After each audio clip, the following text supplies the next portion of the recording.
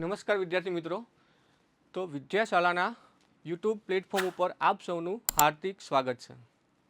મિત્રો, આપણે અહીંયા જોઈ રહ્યા હતા નીટ માટેની પીવાયક્યુ સિરીઝ, જેની અંદર આપણે પહેલાં 3 ચેપ્ટરની અંદર પીવાયક્યુ સોલ્વ કર્યા છે. તો હવે એના પછી ચોથા નંબરનું ચેપ્ટર અહીંયા આપણે જોવાનું છે. તો મિત્રો, એની અંદર આપણે શરૂઆત કરીએ પહેલા પ્રશ્નથી. તો એની અંદર પહેલો પ્રશ્ન છે, નીચેનામાંથી ઇલેક્ટ્રોનની ઉણપ ધરાવતા અણુ કયા છે? બરાબર, તો અહીંયા કેટલાક અણુ આપેલા છે, તો એની અંદરથી ઇલેક્ટ્રોન ઉણપ ધરાવતા અણુ આપણે શોધવાના છે. બરાબર, તો પહેલાની અંદર આપણે જોઈએ PH3. તો આ જે PH3 નો અણુ છે મિત્રો, એનો આકાર આ પ્રકારે થશે. તો અહીંયા જે ફોસ્ફરસ છે કેન્દ્રીય પરમાણુ, તો એની અંદર અહીંયા એની સાથે સંકળાયેલા ઇલેક્ટ્રોન કેટલા થાય છે? 1 2 3 4 5 6 7 અને 8. તો મિત્રો અહીંયા 8 ઇલેક્ટ્રોન એટલે કે આનું અષ્ટક પૂરું થઈ જાય છે. ઓકે, તો ઇલેક્ટ્રોન ઉણપ ધરાવતો અણુ ના કહેવાય. હવે એની પછી બીજા નંબરનો અણુ જોઈએ આપણે, B2H6. તો મિત્રો એની અંદર અણુનો આકાર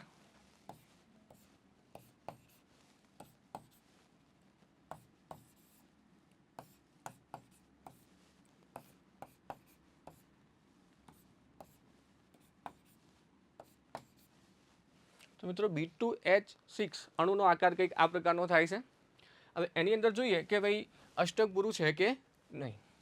તો અહીંયા ઇલેક્ટ્રોન 1 2 3 4, અહીંયા 5 અને 6 બે ઇલેક્ટ્રોન હશે, 7 અને 8. તો મિત્રો અહીંયા પણ બોરોન પાસે 8 ઇલેક્ટ્રોન થાય છે. ઓકે, તો પહેલા બે અણુઓ ઇલેક્ટ્રોનની ઉણપ ધરાવતા નથી. ચલો, હવે એના પછી આપણે CCl4 અણુ માટે વિચાર કરીએ.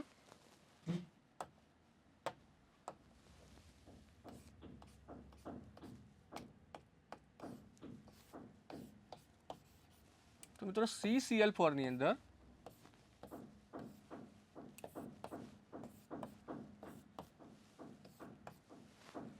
તો CCl4 છે સમચતુષ્ફલકી આકાર ધરાવે છે, જેની અંદર કાર્બન એક સેન્ટ્રલ એટમ છે, કેન્દ્રીય પરમાણુ કહેવાય. તો એની અંદર એની સાથે સંકળાયેલા ઇલેક્ટ્રોન કેટલા થાય છે? તો અહીંયા 1 2 3 4 5 6 7 and 8. તો અહીંયા કાર્બન સાથે અહીંયા 4 બંધ હોવાથી 4 બંધ હોવાના કારણે ઇલેક્ટ્રોનની સંખ્યા થઈ જાય છે 8. ઓકે, તો આની અંદર પણ ઇલેક્ટ્રોનની ઉણપ નથી. ચલો, એના પછીનો અણુ છે NH3.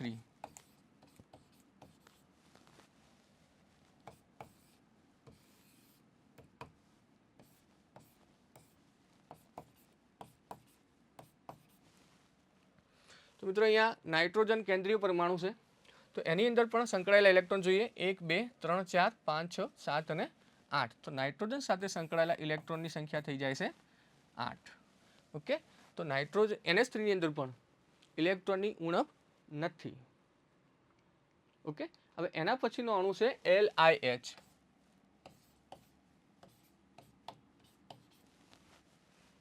LiH નો અણુ છે. તો મિત્રો અહીંયા LiH જે છે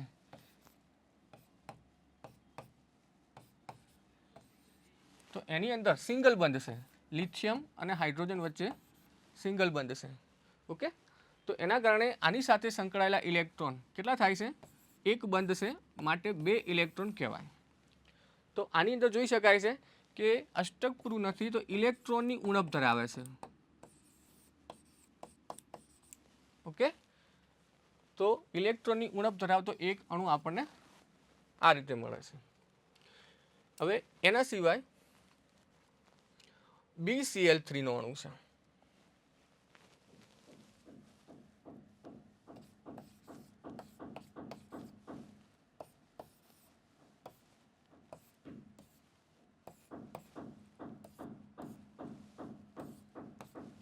ઓકે, તો BCl3 નો અણુ અહીંયા આકાર આપણે જોઈ શકીએ છીએ સમતલીય ત્રિકોણ આકાર ધરાવે છે.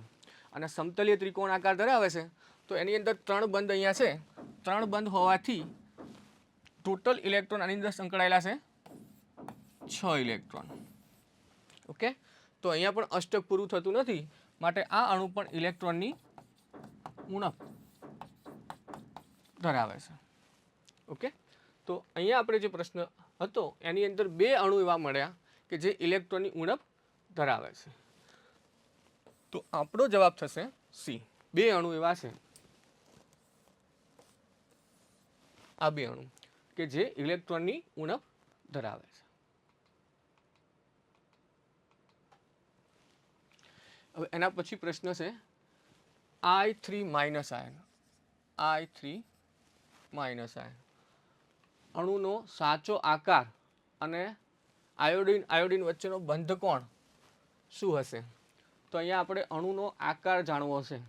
ઓકે, અણુનો આકાર અને આયોડિન વચ્ચેનો બંધ ખૂણો.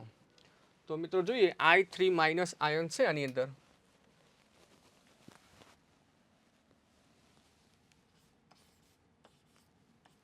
તો સૌથી પહેલા I3 માઇનસ આયન અણુનો આકાર દોરવો હોય તો આપણે સંકરણ જાણવું પડશે.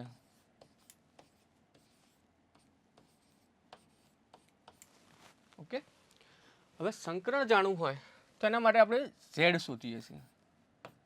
સૌથી પહેલા ઝેડ શોધીએ છીએ. તો ઝેડ શોધવા માટેનું સૂત્ર શું છે? 1/2 ઇન્ટુ કેન્દ્રીય પરમાણુના સંયોજકતા ઇલેક્ટ્રોન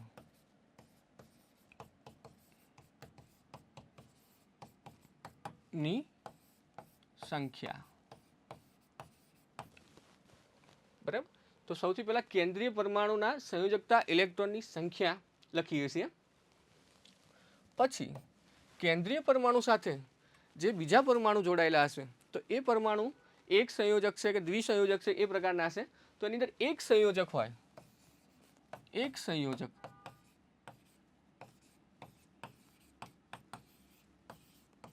પરમાણુની સંખ્યા. ઓકે, આ ઉપરાંત જો એની અંદર ઋણ વીજભાર હોય તો જેટલો ઋણ વીજભાર છે એટલો ઋણ વીજભાર આપણે એની અંદર એડ કરીએ છીએ. ઓકે, અને જો ધન વીજભાર હોય તો જે ધન વીજભાર છે એ એની અંદરથી માઇનસ કરીએ છીએ. ઓકે, તો મિત્રો અહીંયા અણુનો આકાર જાણવો છે તો સંકરણ સૌથી પહેલા આપણે શોધવું અગત્યનું છે. તો I3 અણુ માટે આ સૂત્ર લાગુ પાડીએ તો એના માટે આપણે ઝેડ શોધીએ 1/2. હવે આની અંદર કેન્દ્રીય પરમાણુ કોણ થશે? I3 છે. તો કેન્દ્રીય પરમાણુ પણ કોણ હશે? આયોડિન જ હશે. બીજો પરમાણુ કંઈ છે નહીં તો આયોડિન જ હશે. તો કેન્દ્રીય પરમાણુ છે આયોડિન. હવે આયોડિનની અંદર સંયોજકતા ઇલેક્ટ્રોનની સંખ્યા આપણે મૂકવાની છે. તો આયોડિન છે જે હેલોજન સમૂહનું તત્વ છે. તો હેલોજન સમૂહનું તત્વ હોવાથી એની અંદર સંયોજકતા ઇલેક્ટ્રોન કેટલા થશે? 7 થશે. સંયોજકતા ઇલેક્ટ્રોન થશે 7. ઓકે, પ્લસ એક સંયોજક પરમાણુ કેટલા છે એની અંદર? એક સંયોજક પરમાણુ તો આયોડિન કેન્દ્રીય પરમાણુ સિવાય બીજા કેટલા છે? 2. અહીંયા ટોટલ 3 I છે.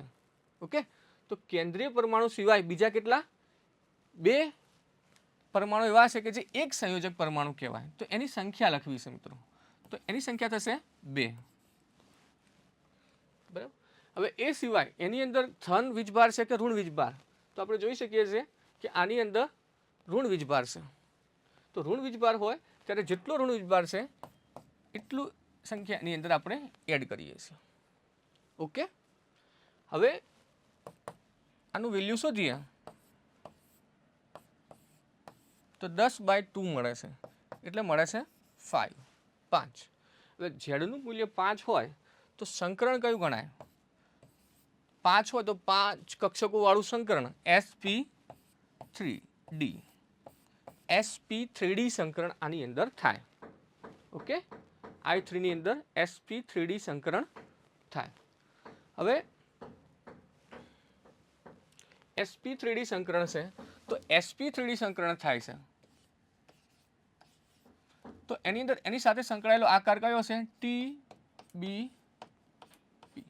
ત્રિકોણીય દ્વિપિરામિડલ કયો આકાર કહેવાય ત્રિકોણીય દ્વિપિરામિડલ આકાર એની સાથે થાય બરાબર તો અહીંયા જોઈએ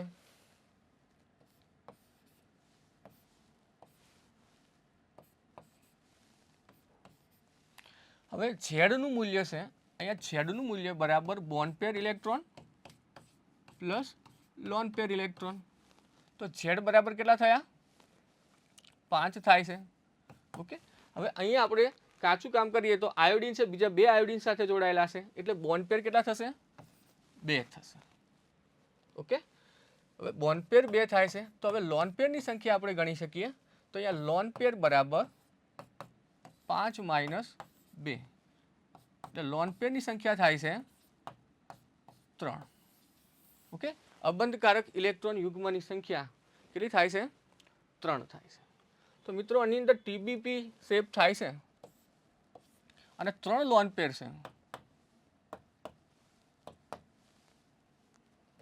ઋણ વીજભાર છે એટલે માઇનસ આયન છે ઓકે હવે આ જે અણુ થાય છે એની ભૂમિતિ TBP કહેવાય છે બરાબર પણ આનો જે પ્રોપર આકાર છે તો પ્રોપર આકારની અંદર આપણે લોન પેરને ધ્યાનમાં લેતા નથી તો મિત્રો લોન પેરને ધ્યાનમાં નથી લેતા તો એની સાથે કયો આકાર મેચ થાય છે તો જોઈ શકાય છે અહીંયા રેખીય છે આ રેખીય આકાર એની સાથે મેચ થાય છે ઓકે આકાર એનો આટલો ગણાશે લોન પેર આપણે ગણતા નથી તો આકાર થશે રેખીય ઓકે બીજી વાત કે આની અંદર આ જે બોન્ડ એંગલ છે એ કેટલો થશે તો અહીંયા જોઈ શકાય છે એમની વચ્ચેનો બોન્ડ એંગલ છે 180 ડિગ્રી ઓકે તો એટલા માટે અહીંયા આપણો અહીંયા જવાબ થાય છે એ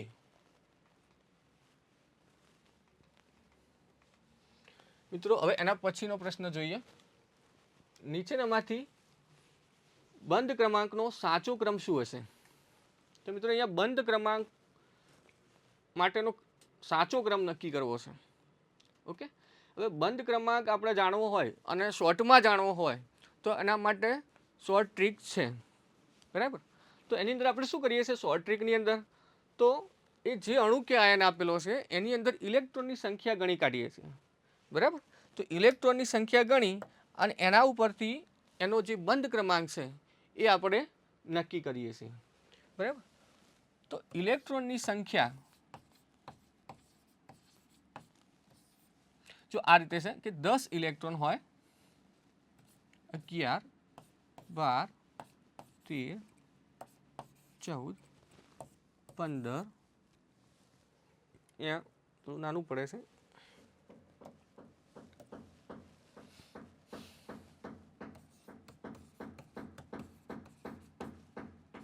10 11 12 13 14 15 16 17 અને 18 ઓકે તો અહીંયા જે મેં લખ્યું છે મિત્રો એ ઇલેક્ટ્રોનની સંખ્યા દર્શાવે છે ઓકે જે અણુ કે આયન છે એની અંદર ઇલેક્ટ્રોનની સંખ્યા દર્શાવે છે હવે એની સામે જો ઇલેક્ટ્રોનની સંખ્યાની સામે બોન્ડ ઓર્ડર એટલે કે બંધ ક્રમાંક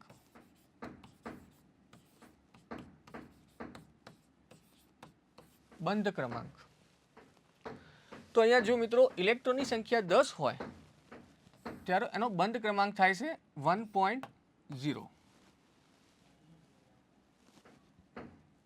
11 હોય એટલે હવે એની અંદર 0.5 ઉમેરતા જવાનું તો 11 હશે ત્યારે બંધ ક્રમાંક થાય છે 1.5 ઓકે 12 હોય એટલે ફરી 0.5 ઉમેરીએ 2.0 13 હોય ત્યારે 2.5 અને જ્યારે 14 ઉપર આવીશું એટલે મિત્રો મેક્સિમમ બંધ ક્રમાંક અહીંયા 3.0 મળશે ઓકે હવે એના પછી 15 તો ફરીથી હવે 0.5 ઘટાડતા જવાનું તો અહીંયા 2.5 ફરીથી આગળ 0.5 ઘટાડીએ એટલે 2.0 ફરીથી 0.5 ઘટાડીએ 1.5 અને છેલ્લે 1.0 તો મિત્રો અહીંયા આપણે ઇલેક્ટ્રોનની સંખ્યાને આધારે બંધ ક્રમાંક નક્કી કરી શકીએ છીએ.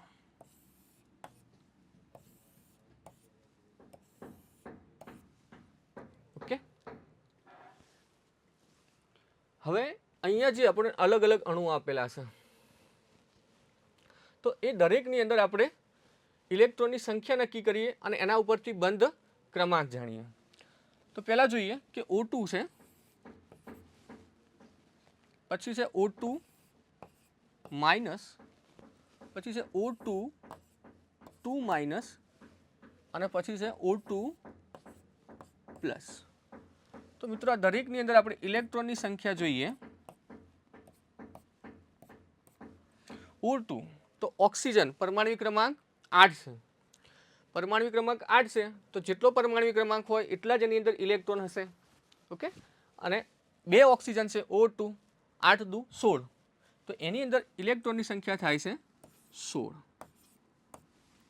ઓકે, હવે O2 માઇનસ છે તો O2 ની અંદર તો 16 ઇલેક્ટ્રોન થયા અને માઇનસ છે એટલે 1 ઇલેક્ટ્રોન એડ કરીએ તો મિત્રો અહીંયા થાય છે 17 ઇલેક્ટ્રોન. એના પછી છે O2 2 માઇનસ, તો 2 માઇનસ વીજભાર છે ઉપર, તો અહીંયા O2 ની અંદર થાય છે 16 ઇલેક્ટ્રોન અને 2 માઇનસ જેટલો વીજભાર છે, 2 માઇનસ વીજભાર છે એટલે 2 એની અંદર એડ કરીએ તો 16 પ્લસ 2 એટલે થાય છે 18 ઇલેક્ટ્રોન. ઓકે, અને છેલ્લાની અંદર જોઈએ O2 પ્લસ, તો O2 એની અંદર 16 ઇલેક્ટ્રોન થાય છે અને +1 જેટલો વીજભાર છે. +1 વીજભાર હોય એટલે વીજભાર જેટલું મૂલ્ય એની અંદરથી બાદ કરીએ છીએ તો 16 માઇનસ 1 એટલે એની અંદર મળે છે 15 ઇલેક્ટ્રોન.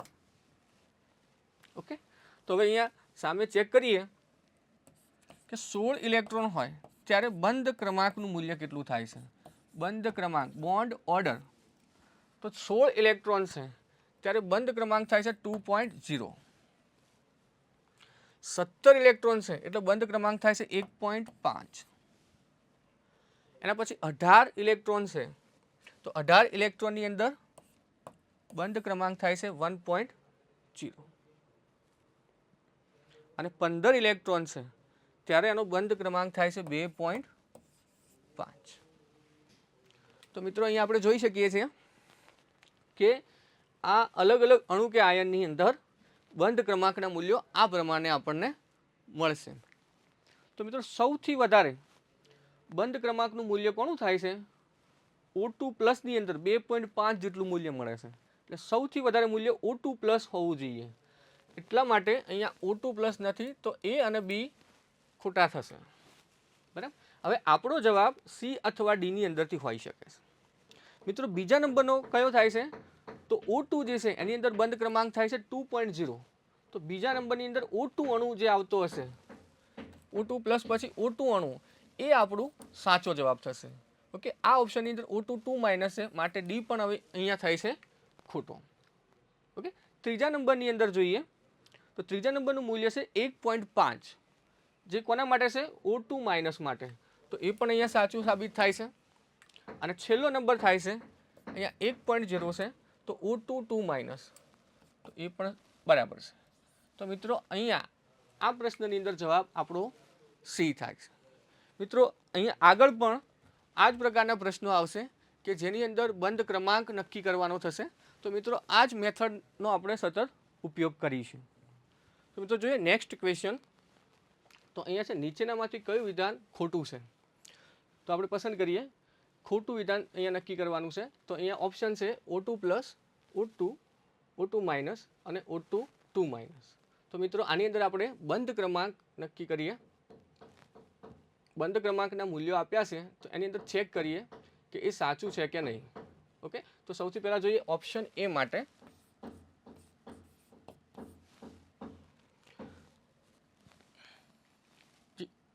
O2 પ્લસ, તો એની અંદર ઇલેક્ટ્રોનની સંખ્યા જોઈએ 15 ઇલેક્ટ્રોન થશે. O2 તો ઓક્સિજનનો પરમાણુ ક્રમાંક છે 8, તો 8 2 16 ઇલેક્ટ્રોન થશે. એના પછી છે O2 માઇનસ, તો અહીંયા થશે 17 ઇલેક્ટ્રોન. એના પછી છે O2 2 માઇનસ એટલે અહીંયા થશે 18 ઇલેક્ટ્રોન. તો મિત્રો આપણે અગાઉ જોઈ ગયા હતા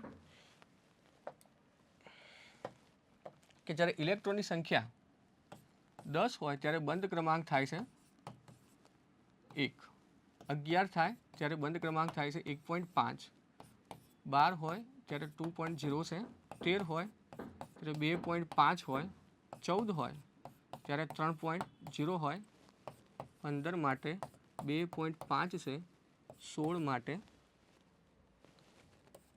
2.0 છે, 17 માટે 1.5 છે અને 18 માટે 1.0 છે. તો મિત્રો અહીંયા આપણે શોર્ટ ટ્રિક માટે જોયું હતું કે ઇલેક્ટ્રોનની સંખ્યા ઉપરથી બંધ ક્રમાંક આપણે નક્કી કરી શકીએ છીએ. તો જોઈએ O2 પ્લસ માટે સૌથી પહેલાં જોઈએ તો 15 છે તો એની અંદર બંધ ક્રમાંક 2.5 જેટલો મળે છે. તો અહીંયા જે 2.5નું મૂલ્ય આપ્યું છે O2 પ્લસ માટે એ સાચું મૂલ્ય છે. એના પછી જોઈએ O2 તો O2 માટે 16 ઇલેક્ટ્રોન છે. જ્યારે 16 ઇલેક્ટ્રોન હોય ત્યારે બંધ ક્રમાંક મળે છે 2.0. ઓકે, તો અહીંયા જે બંધ ક્રમાંક આપ્યો છે એ પણ 2 આપેલો છે, 2.0 છે. ઓકે, તો બીજું પણ સાચું છે. O2 માઇનસ ઉપર જોઈએ તો અહીંયા 17 ઇલેક્ટ્રોન થાય છે. 17 ઇલેક્ટ્રોન હોય ત્યારે બંધ ક્રમાંક થાય છે 1.5. ઓકે, તો અહીંયા પણ આપણને આપ્યું છે 1.5, તો આ પણ સાચું મૂલ્ય છે. એના પછી જોઈએ O2 2 માઇનસ. તો O2 2 માઇનસ હોય એટલે ઇલેક્ટ્રોનની સંખ્યા થાય છે 18. ઓકે, અને 18 ઇલેક્ટ્રોન હોય ત્યારે બંધ ક્રમાંક થાય છે 1.0. તો આ બી સાચું મૂલ્ય છે. તો મિત્રો આપણો જે એ છે એ સાચું છે.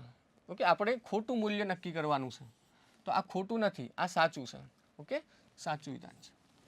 ચલો હવે એના પછી જોઈએ C2 અણુ તેની 2 પાઈ આણ્વીય કક્ષકમાં 4 ઇલેક્ટ્રોન ધરાવે છે. તો અહીંયા C2 અણુની અંદર આણ્વીય કક્ષકની અંદર કેટલા ઇલેક્ટ્રોન છે એ આપણે અહીંયા જોવાનું છે. તો જોઈએ બીજા ઓપ્શન માટે તો C2 અણુની અંદર ઇલેક્ટ્રોન રચના જોઈએ.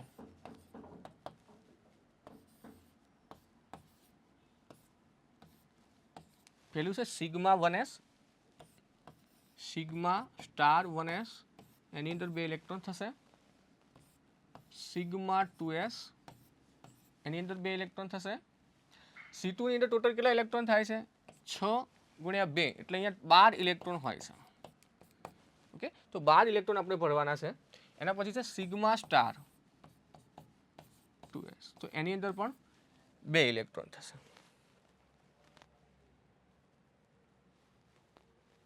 હવે મિત્રો એના પછી સિગ્મા સ્ટાર 2s પછી કાર્બન હોય તો અહીંયા કઈ કક્ષક આવે છે? પાઈ 2px બરાબર પાઈ 2py. હવે મિત્રો અહીંયા અત્યાર સુધી ઇલેક્ટ્રોન થાય છે 2 2 4 2 6 અને 8 ઇલેક્ટ્રોન થયા છે. હવે 9મો ઇલેક્ટ્રોન આની અંદર ભરાશે, 10મો અહીંયા ભરાશે, 11 અહીંયા અને 12 અહીંયા. તો મિત્રો આની અંદર 2 ઇલેક્ટ્રોન પાઈ 2px ની અંદર અને પાઈ 2py ની અંદર પણ 2 ઇલેક્ટ્રોન છે. ઓકે, તો હવે જોઈએ વિધાન કે C2 અણુ તેની 2 પાઈ આણ્વીય કક્ષકમાં 4 ઇલેક્ટ્રોન ધરાવે છે. તો મિત્રો અહીંયા જે 2 પાઈ આણ્વીય કક્ષક છે તો એની અંદર ઇલેક્ટ્રોનની સંખ્યા ગણીએ તો 2 અને બીજા 2 ટોટલ કેટલા ઇલેક્ટ્રોન છે? 4 ઇલેક્ટ્રોન છે. ઓકે, તો અહીંયા આપણને જે બીજા નંબરનું વિધાન આપ્યું છે એ પણ સાચું છે. પહેલું બી સાચું છે, બીજું બી સાચું છે. હવે ત્રીજા નંબરનું આપણે જોઈએ ઓપ્શન સી માટે. તો H2 પ્લસ આયન માટે 1 ઇલેક્ટ્રોન છે. H2 plus ion. તો મિત્રો અહીંયા હાઇડ્રોજન હોય તો હાઇડ્રોજન પાસે કેટલા ઇલેક્ટ્રોન હોય? 2 ઇલેક્ટ્રોન હોય છે. ઓકે, તો હાઇડ્રોજન અણુની અંદર કેટલા ઇલેક્ટ્રોન હોય? હાઇડ્રોજન પાસે 1 ઇલેક્ટ્રોન હોય છે અને હાઇડ્રોજન અણુની અંદર 2 ઇલેક્ટ્રોન હોય છે. બરાબર, તો 2 ઇલેક્ટ્રોન હોય છે H2 અણુ પાસે. હવે એની અંદરથી 1 ઇલેક્ટ્રોન ઓછો કરીએ એટલે કેટલો ઇલેક્ટ્રોન બાકી રહેશે? 1 ઇલેક્ટ્રોન. ઓકે, તો H2 અણુની અંદર 2 ઇલેક્ટ્રોન હોય અને પ્લસ વીજભાર છે એટલે 1 ઇલેક્ટ્રોન આપણે ઓછો કર્યો માટે અહીંયા 1 ઇલેક્ટ્રોન H2 પ્લસ આયન માટે થાય છે. એ પણ સાચું વિધાન છે. ઓકે, હવે છેલ્લું વિધાન આપણે ચેક કરવાનું છે કે શું સાચું મળે છે કે ખોટું. મિત્રો અહીંયા O2 પ્લસ આયન પ્રતિચુંબકીય છે. તો મિત્રો જેમ આપણે બંધ ક્રમાંક માટે શોર્ટકટ આપણે જોયું હતું એ જ રીતે ચુંબકીય ગુણધર્મો પણ આપણે જાણી શકીએ છીએ, બરાબર. તો એની અંદર ટ્રીક એવી છે કે ઇલેક્ટ્રોનની સંખ્યા આપણે નક્કી કરવાની છે. ટોટલ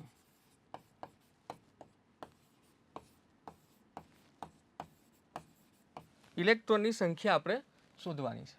ઓકે, હવે ઇલેક્ટ્રોનની સંખ્યા નક્કી કરવી હોય જે તે આયનની અંદર, હવે એ ઇલેક્ટ્રોનની સંખ્યા જો એકી સંખ્યા મળે છે તો એવા સ્પીસીઝ માટે, એવા અણુ કે આયન માટે એનો જે ચુંબકીય ગુણધર્મ છે એ થશે અનુચુંબકીય.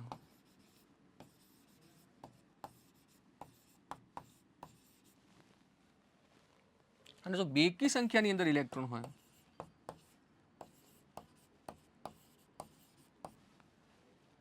તો એવા અણુ કે આયન માટે ચુંબકીય ગુણધર્મ થાય છે પ્રતિચુંબકીય.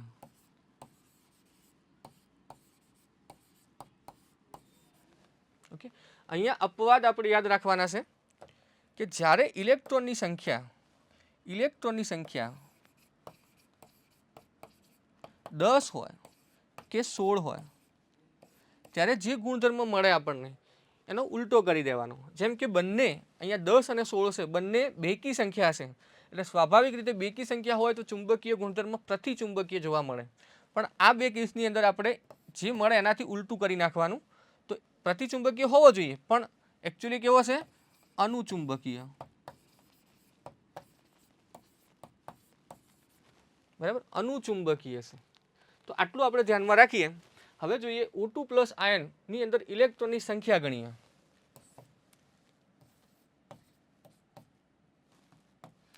તો અહીંયા ઓક્સિજન 16 અને એની અંદર 1 માઇનસ કરી એટલે 15 ઇલેક્ટ્રોનની સંખ્યા થાય છે. બરાબર, તો 15 ઇલેક્ટ્રોન મળે છે તો સંખ્યા કેવી મળે છે? એકી સંખ્યા. અને એકી સંખ્યા હોય એટલે ચુંબકીય ગુણધર્મ કેવો થશે? અનુચુંબકીય.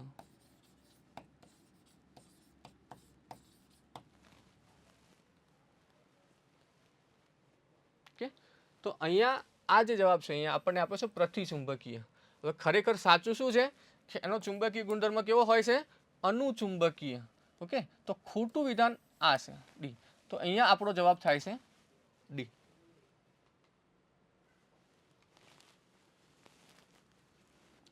એના પછી જોઈએ મિત્રો, નીચેનામાંથી અણુઓનો કયો સમૂહ શૂન્ય દ્વિધ્રુવીય ચાક માત્રા ધરાવે છે? તો અહીંયા અલગ અલગ અણુ આપણને આપેલા છે. તો એ અણુની અંદર અલગ અલગ તમે જુઓ, અહીંયા એમોનિયા છે, બેરિલિયમ ડાયફ્લોરાઇડ છે, પાણી છે, 1,4-ડાયક્લોરોબેન્ઝીન છે. તો દરેક અણુ આપણે જોઈએ તો એની અંદર અહીંયા જોઈશું ઓપ્શન ડી ની અંદર. તો એ જે અણુ છે બોરોન ટ્રાયફ્લોરાઇડ, તો એનો આપણે આકાર દોરવાનો પ્રયત્ન કરીએ. બોરોન ટ્રાયફ્લોરાઇડ છે.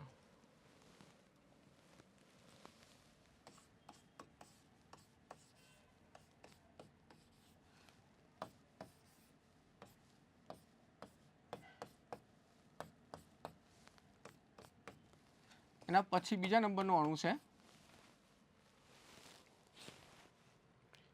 બેરિલિયમ ડાયફ્લોરાઇડ.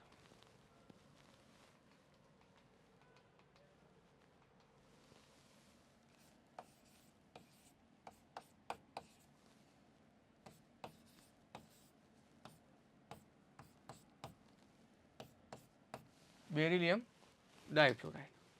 ઓકે, એના પછી ત્રીજા નંબરનો અણુ જોઈએ carbon dioxide, CO2. Carbon dioxide છે.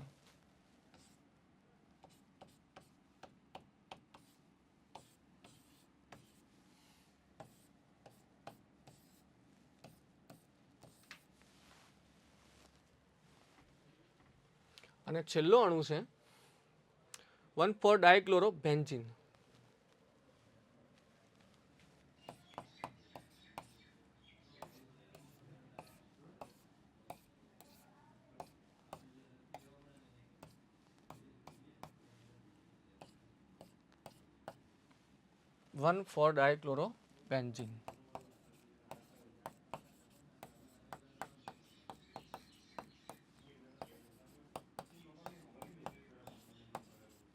1,4 ડાયક્લોરોબેન્ઝીન છે.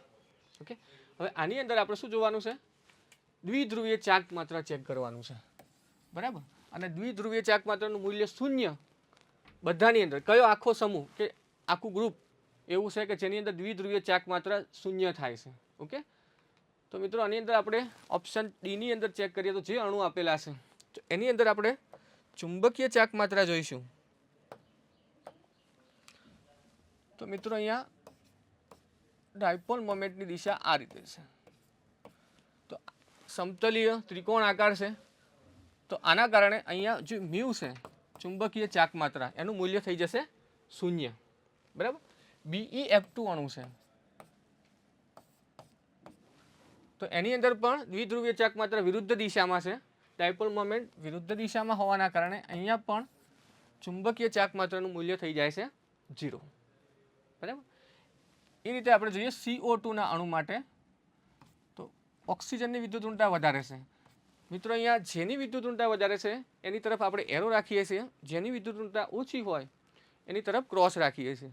ઓકે, તો અહીંયા પણ વિરુદ્ધ દિશાની અંદર ચાર્જ માત્રા બતાવે છે, તો પરિણામે મ્યુનું મૂલ્ય થઈ જાય છે 0.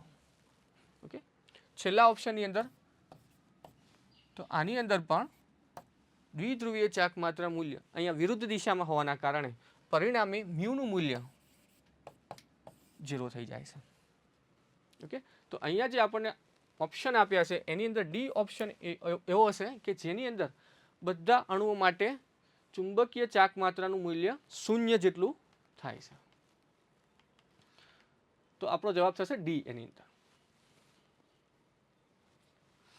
હવે મિત્રો જોઈએ અહીંયા યાદી 1 અને યાદી 2 આપી છે, બંનેને કમ્પેર કરવાની છે. તો મિત્રો અહીંયા PCl5 જુદા જુદા અણુ છે. PCl5 છે, SF6 છે, BrF5 છે અને BrF3 છે. તો મિત્રો અગાઉ આપણે જે રીતે અણુના આકાર નક્કી કરવા માટેની રીત જોઈ એ રીતથી અહીંયા અણુનો આકાર આપણે જોવા પડે. તો જોઈએ સૌથી પહેલા છે PCl5.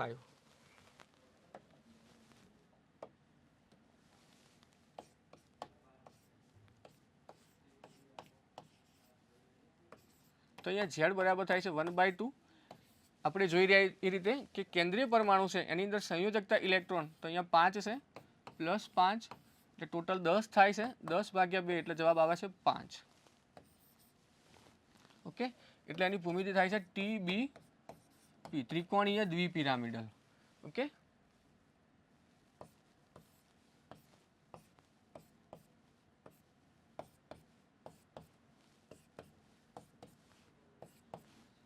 ચલો બીજા અણુ માટે જોઈએ SF6.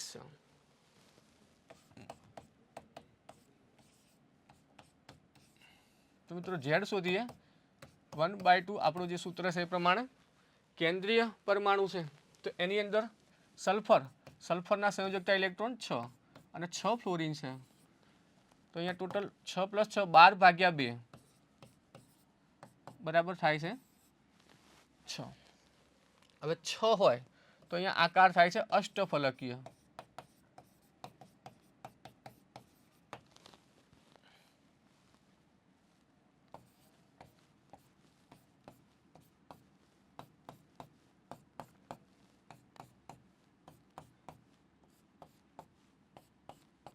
ઓકે, તો આ અણુનો આકાર થાય છે અષ્ટફલકીય. અહીંયા છે ત્રિકોણીય દ્વિપિરામિડલ. એના પછી છે BrF5.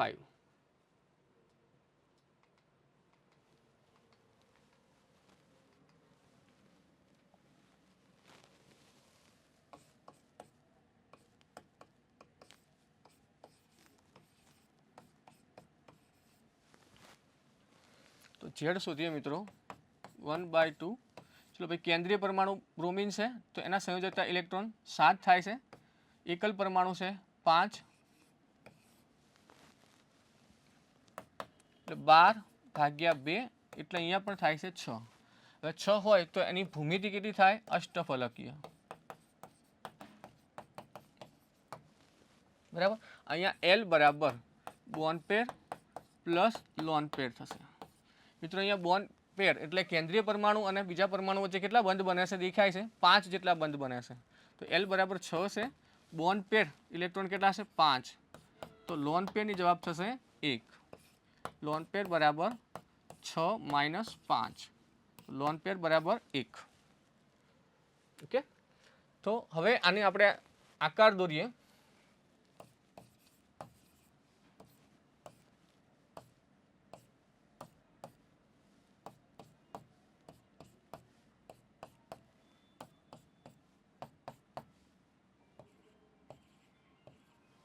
તો મિત્રો અહીંયા ભૂમિતિ થાય છે અષ્ટફલકીય, પણ આકારની અંદર આપણે લોન પેરને ધ્યાનમાં લેતા નથી, એટલે આનો જે આકાર છે એ થાય છે પિરામિડલ.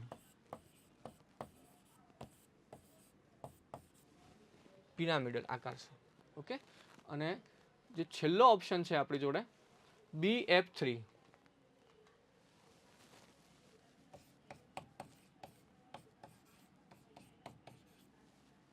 તો આની અંદર પણ Z બરાબર 1/2 જે બોરોન છે તો એની અંદર 3 પરમાણુ થશે, 3 સંયોજકતા ઇલેક્ટ્રોન થશે અને 3 એકલ પરમાણુ થશે.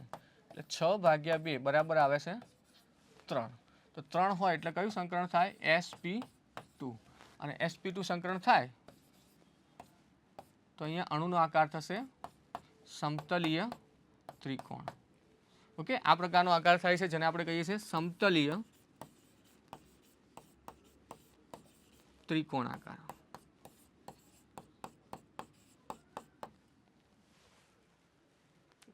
તો હવે આપણે જોઈએ PCl5. તો PCl5 ની અંદર કયો આકાર જોયો? ત્રિકોણીય દ્વિપિરામિડલ. ઓકે, PCl5 ની અંદર ત્રિકોણીય દ્વિપિરામિડલ એટલે એની અંદર ચોથા નંબરનો ઓપ્શન મેચ થાય છે. ઓકે, SF6 જેની અંદર આપણે જોયું અષ્ટફલકીય. SF6 ની અંદર આકાર જોયો અષ્ટફલકીય.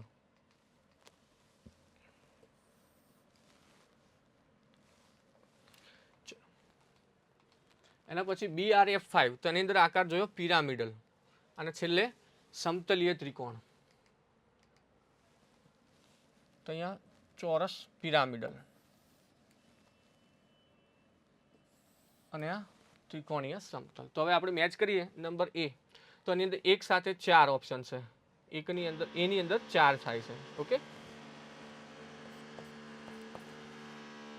તો અહીંયા C અને D ઓપ્શન ખોટા થઈ જાય છે. હવે આની અંદર આપણો જવાબ હોઈ શકે A અથવા B ની અંદર. ઓકે, હવે બીજા નંબરમાં જોઈએ B. તો B માં અષ્ટફલકીય આકાર એટલે કે 3 નંબર મળે છે. B ની અંદર 3 નંબર. ઓકે, તો બંનેની અંદર 3 નંબર આપેલા છે. હવે C ની અંદર જોઈએ તો C ની અંદર કયો નંબર મળે છે? 1 નંબર. તો C ની અંદર 1 નંબર ક્યાં છે? આ ઓપ્શન. તો આપણો જવાબ થશે B. D ની અંદર ચેક કરીએ તો D ની અંદર અહીંયા મળે છે 2 નંબર. ઓકે, તો એ પણ સાચું છે. તો અહીંયા આપણો જવાબ થાય છે B ઓપ્શન.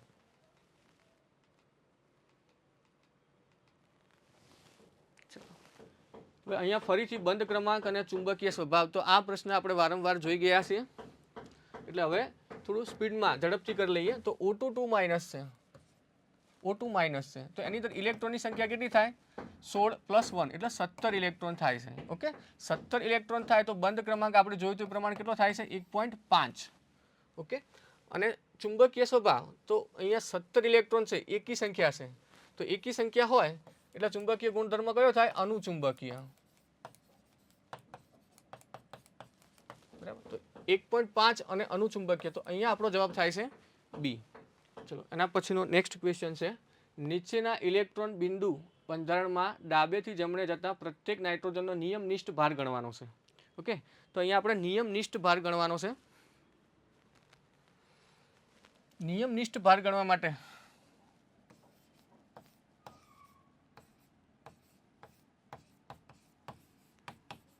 સૂત્ર છે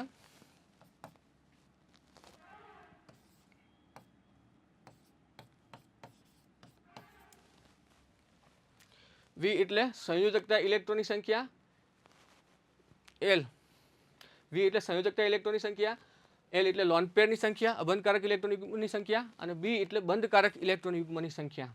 તો અહીંયા 3 પરમાણુ છે 1, 2 અને 3. ઓકે, તો દરેક માટે આપણે નિયમનિષ્ઠ ભાર શોધવો હશે તો પહેલા માટે નિયમનિષ્ઠ ભાર શોધીએ. તો મિત્રો પહેલા માટે વાત કરીએ તો નાઇટ્રોજનની અંદર સંયોજકતા ઇલેક્ટ્રોન કેટલા હોય છે ભાઈ? નાઇટ્રોજનની અંદર સંયોજકતા ઇલેક્ટ્રોનની સંખ્યા કેટલી થાય? 5 થાય છે. ઓકે, હવે જુઓ એની અંદર લોન પેર કેટલા દેખાય છે આ નાઇટ્રોજન માટે? તો લોન પેરની સંખ્યા કેટલી છે? 4 છે. ઓકે, હવે એના પછી બોન્ડ પેરની સંખ્યા કેટલી થાય છે? તો 1 2 3 અને 4 બે બંધ છે એટલે ઇલેક્ટ્રોનની સંખ્યા થાય છે 4.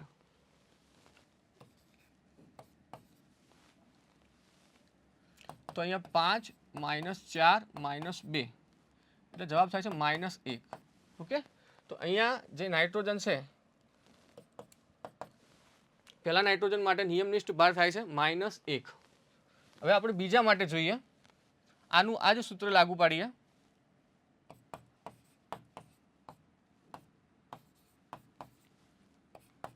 તો સંયોજકતા ઇલેક્ટ્રોન તો 5 જ હોય. લોન પેર તો અહીંયા નાઇટ્રોજન જોડે લોન પેરની સંખ્યા કેટલી છે? 0 છે. બોન્ડ પેરની સંખ્યા કેટલી થાય છે? તો અહીંયા બંધ કેટલા છે? 4. તો 4 2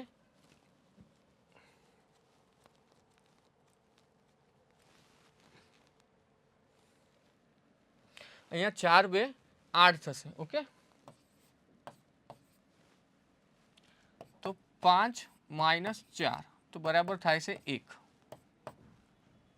તો અહીંયા વચ્ચેનો જે નાઇટ્રોજન છે એના માટેનો નિયમનિષ્ઠ ભાર થાય છે +1.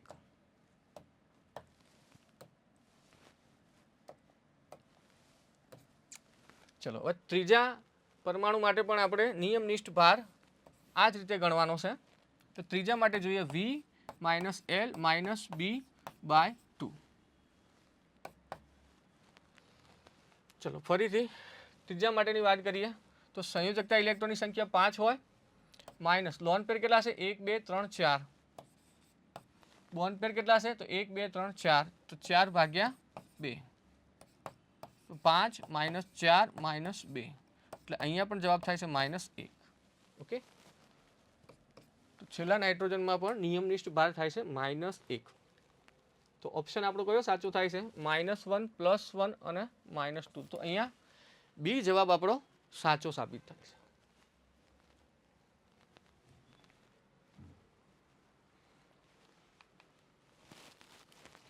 નીચેનામાંથી દ્વિધ્રુવીય ચાક માત્રાનો સાચો ક્રમ શું હશે? તો મિત્રો અહીંયા દ્વિધ્રુવીય ચાક માત્રા આપણે જાણવી છે. તો જે પણ અણુ આપ્યા છે તો સૌથી પહેલા આના આકાર દોરી દઈએ. અહીંયા NH3 છે.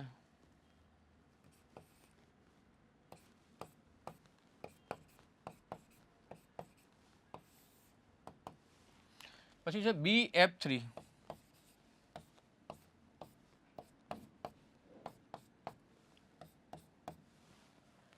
ત્રીજું છે NF3.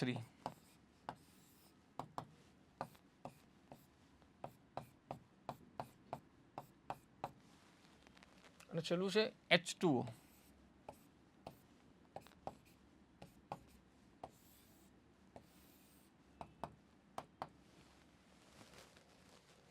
તો દ્વિધ્રુવીય ચાક માત્રાનો ક્રમ નક્કી કરવાનો છે. હવે મિત્રો આપણે NH3 ની અંદર જાણીએ છીએ કે અહીંયા એની જે દિશા છે આ પ્રકારે મળે છે. તો પરિણામે ડાયપોલ મૂલ્ય વધી જાય છે. ઓકે, હવે અહીંયા જે પરિણામ છે BF3 ની અંદર તો સમતલીય ત્રિકોણ આકાર છે. તો 3 એકબીજાની વિરુદ્ધ દિશામાં જાય છે. તો અહીંયા મ્યુ બરાબર થઈ જશે 0. હવે NF3 ની અંદર જોઈએ તો ફ્લોરિનની વિદ્યુત ઋણતા વધારે છે. તો એરો ફ્લોરિન તરફ રાખવાનો. તો અહીંયા જે ચાક માત્રા છે પરસ્પર વિરુદ્ધ દિશામાં છે. અહીંયા ઉપર તરફ જાય છે અને બીજું નીચે તરફ જાય છે. તો પરિણામે ચાક માત્રાની અંદર શું થાય છે? ઘટાડો થાય છે. ઓકે, છેલ્લાની અંદર જોઈએ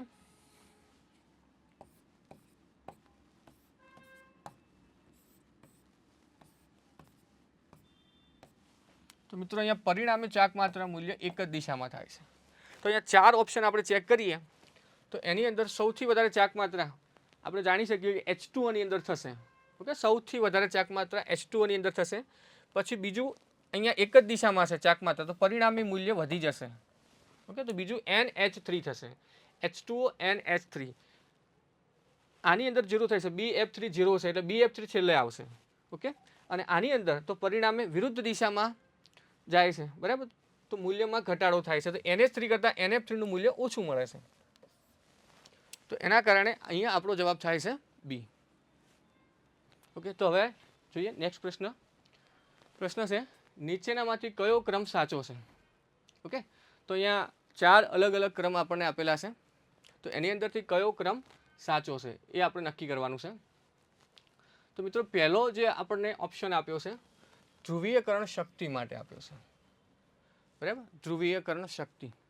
તો મિત્રો ધ્રુવીયકરણ શક્તિ માટે અહીંયા આપણે ફજાનનો નિયમ જોઈ ગયા હતા, બરાબર. તો એની અંદર એવું છે કે જે કેટ આયન છે, ધ્રુવીયકરણ શક્તિ માટે આપણે વાત કરીએ કેટ આયન,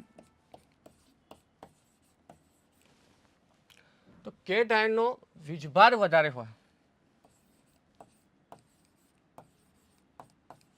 વીજભાર જેટલો વધારે હોય તો એટલી ધ્રુવીયકરણ શક્તિ વધારે છે.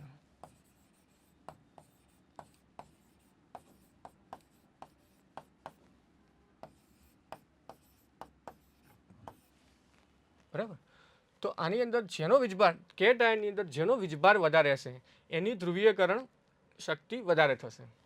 તો સૌથી વધારે વીજભાર તો Al3+ નો થાય, પછી Mg2+ અને Na+ થાય છે. તો મિત્રો અહીંયા આ જે ક્રમ આપ્યો છે ખોટો આપેલો છે, સાચો ક્રમ અહીંયા Al3+ નો વધારે મળે. ઓકે, તો સાચો જવાબ આવો થાય AlCl3 MgCl2 NaCl.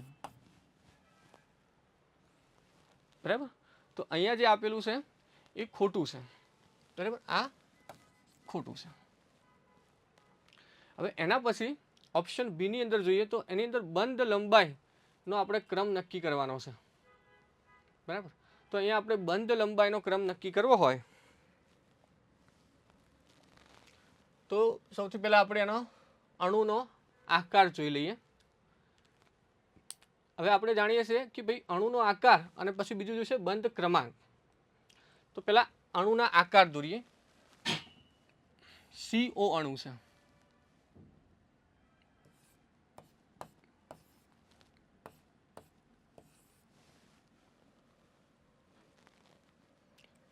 CO2 છે, એક છે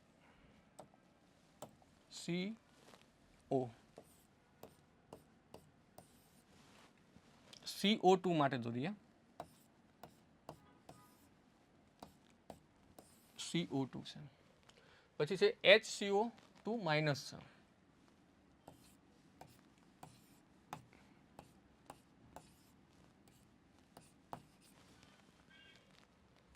CO3 2- છે.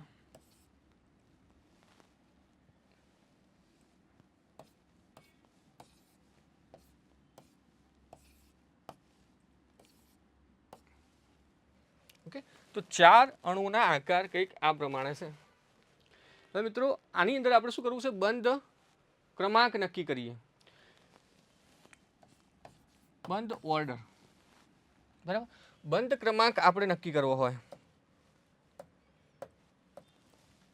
તો બંધ ક્રમાંક શોધવા માટે આપણે સૂત્ર વાપરવાનું થાય છે.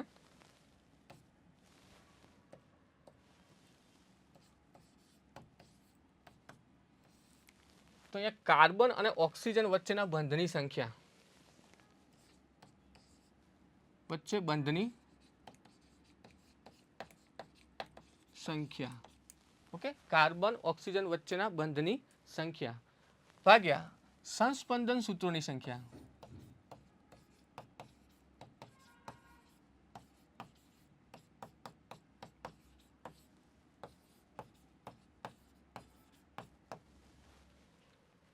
ઓકે, તો આ રીતે આપણે બંધ ક્રમાંક શોધીશું. તો પહેલા માટે આપણે બંધ ક્રમાંક નક્કી કરીએ તો કાર્બન અને ઓક્સિજન વચ્ચેના બંધની સંખ્યા કેટલી થાય છે, તો અહીંયા 1 2 3 3 બંધની સંખ્યા છે. ઓકે, બીજું કે આની અંદર કોઈ સંસ્પંદન સૂત્રો મળશે CO માટે, બરાબર છે. તો CO અણુ જે હોય છે તો એની અંદર આપણે સંસ્પંદન સૂત્રોની સંખ્યા નક્કી કરવી છે. તો મિત્રો આની અંદર તો સંસ્પંદન સૂત્રોની સંખ્યા 1 હોય છે.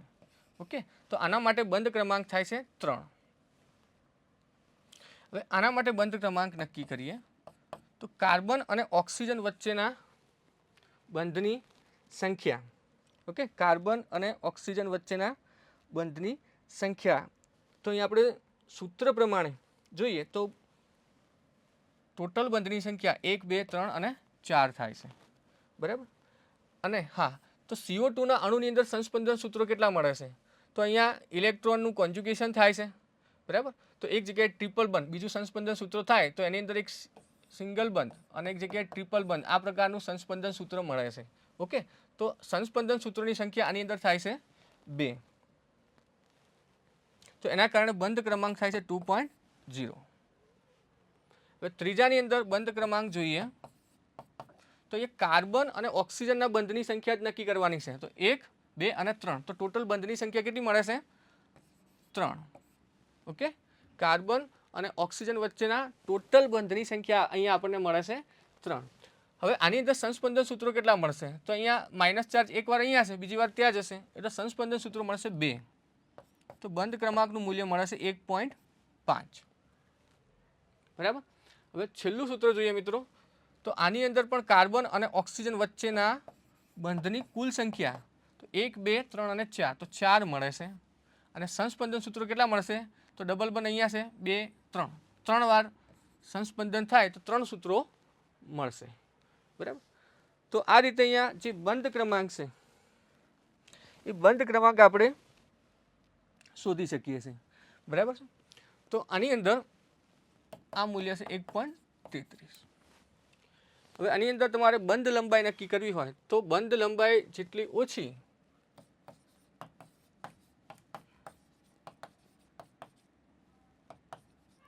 બંધ ક્રમાંક અને બંધ લંબાઈ એકબીજાના વ્યસ્ત પ્રમાણમાં છે. ઓકે, તો બંધ ઓર્ડર બંધ ક્રમાંકનું મૂલ્ય જેટલું વધારે હશે એટલી બંધ લંબાઈ ઓછી મળશે. બરાબર. તો સાચું મૂલ્ય જોઈએ તો સૌથી ઓછી બંધ લંબાઈ કોની મળવી જોઈએ? COની બંધ લંબાઈ સૌથી ઓછી મળવી જોઈએ, કારણ કે એની અંદર બંધ ક્રમાંકનું મૂલ્ય મળે છે 3. હવે એના પછી બીજું મૂલ્ય મળે છે CO2, તો એની અંદર બંધ ક્રમાંક મળે છે 2. બરાબર.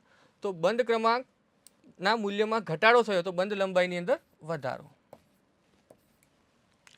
એના પછી HCO2 માઇનસ, અને સૌથી વધારે જે બાકી રહેશે એ CO2 માઇનસ. તો બંધ લંબાઈનો ક્રમ કંઈક આ પ્રમાણે હોવો જોઈએ. ઓકે, બંધ લંબાઈનો ક્રમ કંઈક આ રીતે હોવો જોઈએ. તો અહીંયા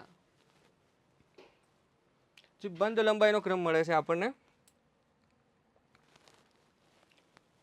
એ ખોટો છે. ઓકે, તો આ જે મૂલ્ય છે એ બી ખોટું મૂલ્ય મળે છે. ચલો હવે ત્રીજો નંબર ચેક કરીએ કે દ્વિધ્રુવીય ચાક માત્રાનું મૂલ્ય ચેક કરવાનું થાય છે. તો ત્રીજા ઓપ્શનની અંદર દ્વિધ્રુવીય ચાક માત્રા, સિમ્પલ અણુ છે BeCl2.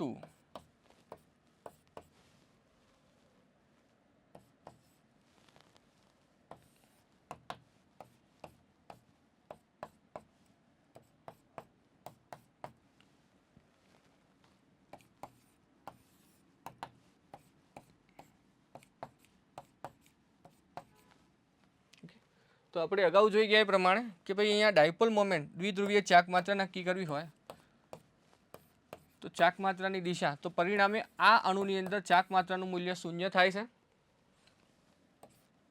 આની અંદર ચાક માત્રાની દિશા વિરોધક દિશાની અંદર છે, એટલે પરિણામે મ્યુનું મૂલ્ય ઓછું થઈ જાય છે એઝ કમ્પેર ટુ NH3. તો NH3ની અંદર ચાક માત્રાની દિશા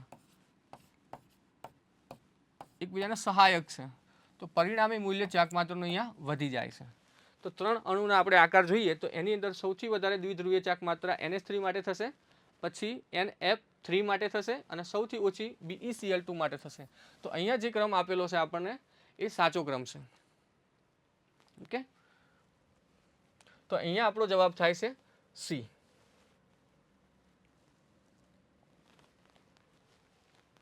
ચલો હવે એના પછીનો પ્રશ્ન છે HClની બંધ લંબાઈ આપેલી છે. તો HClની દ્વિધ્રુવીય ચાક માત્રા આટલી હોય તો આયનીય પ્રમાણની ટકાવારી શોધવાની છે.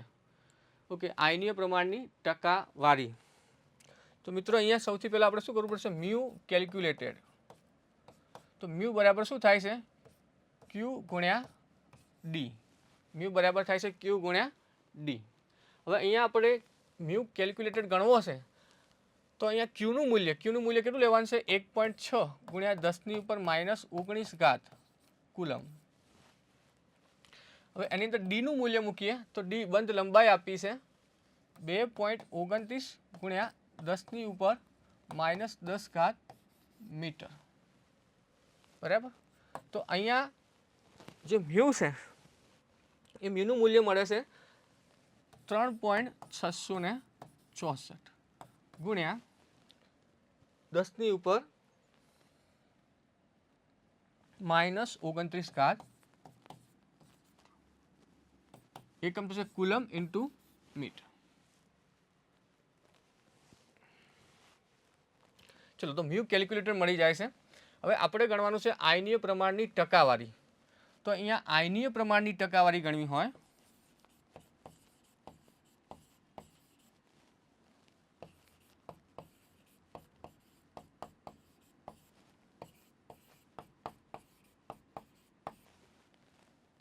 તો એના માટે સૂત્ર છે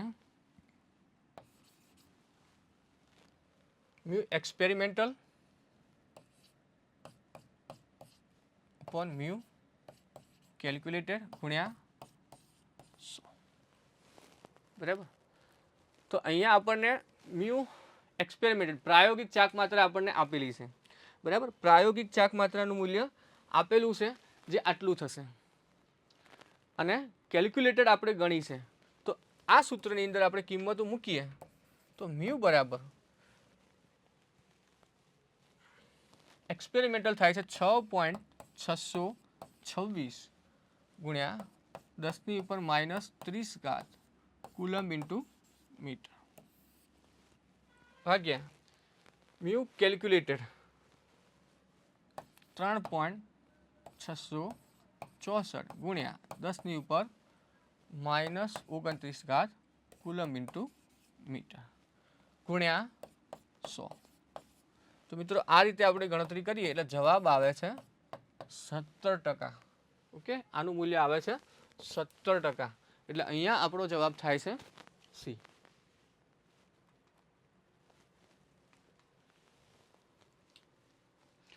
એના પછીનો નેક્સ્ટ ક્વેશ્ચન છે CO3 આયન માટે નીચેનામાંથી કયું વિધાન સાચું છે? CO3 ion.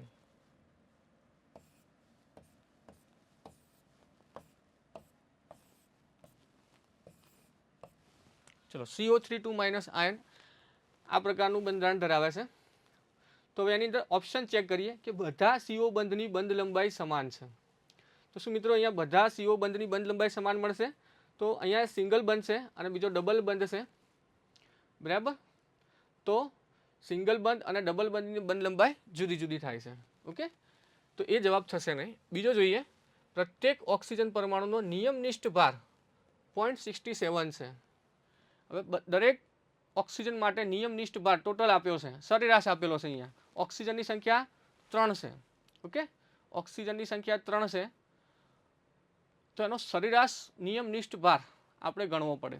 ઓકે, તો નિયમનિષ્ઠ ભાર આપણે ગણીએ તો અહીંયા જે વીજભાર છે એ જ એનો નિયમનિષ્ઠ ભાર થશે.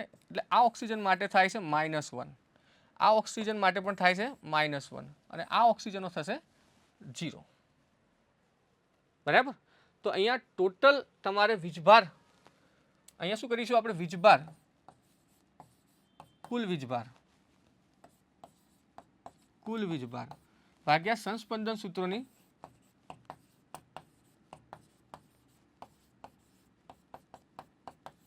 સંખ્યા. બરાબર. તો વીજભાર ટોટલ કેટલો થાય છે ભાઈ? તો -1 અને -1 પ્લસ 0 અને સંસ્પંદન સૂત્રો કેટલા મળશે? તો આની અંદર આપણે જોઈ શકીએ કે ઓક્સિજન અહીંયા ડબલ બંધ 1 વાર છે, 2 વાર, 3 વાર થાય તો સંસ્પંદન સૂત્રો મળે 3. ઓકે, તો એ હિસાબે -2 ભાગ્યા 3 એટલે એનું મૂલ્ય આવે છે 67. ઓકે, તો નિયમનિષ્ઠ ભાર જે છે એનું મૂલ્ય 67.67 થશે. આનું જે મૂલ્ય આવે છે 0.67 મૂલ્ય આવે છે.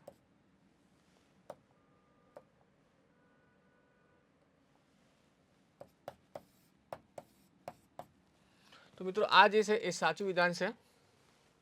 હવે બીજો ઓપ્શનમાં કહે છે કે એક સિંગલ બંધ અને બે ડબલ બંધ છે. તો મિત્રો એ પણ ખોટું ગણાય.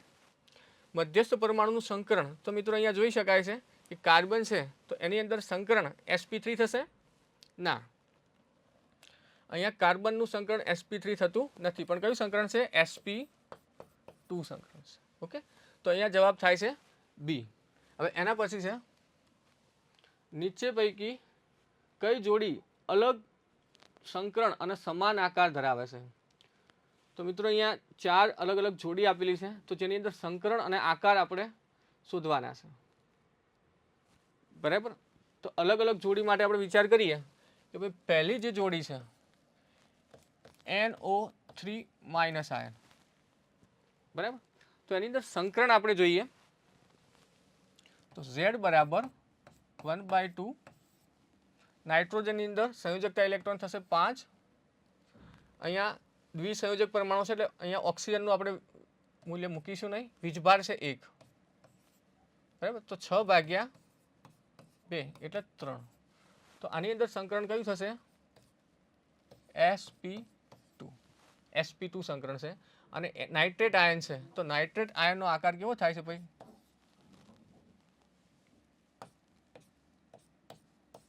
તો એક ડબલ બંધ છે, અહીંયા સિંગલ બંધ છે અને ઓક્સિજન પર પ્લસ વીજભાર છે. તો નાઇટ્રેટ આયનનો આકાર આવો છે, સમતલીય ત્રિકોણ આકાર છે. આકાર કયો છે? સમતલીય ત્રિકોણ. ઓકે, હવે એની અંદર બીજું છે CO3 તો એના માટે આપણે જોઈએ Z શોધીએ. તો કાર્બનની અંદર સેન્ટ્રલ એટમ છે કાર્બન, તો કાર્બનની અંદર સંયોજકતા ઇલેક્ટ્રોન કેટલા થાય? 4. ઓકે, ઓક્સિજન છે દ્વિસંયોજક પરમાણુ છે તો એનું મૂલ્ય અહીંયા આપણે મૂકવાનું થતું નથી. વીજભાર તો -2 વીજભાર છે માટે આપણે 2 મૂલ્ય મૂકીશું, તો ટોટલ 6/2 થાય છે, બરાબર 3. એટલે અહીંયા પણ સંકરણ થાય છે sp2, બરાબર. અને CO3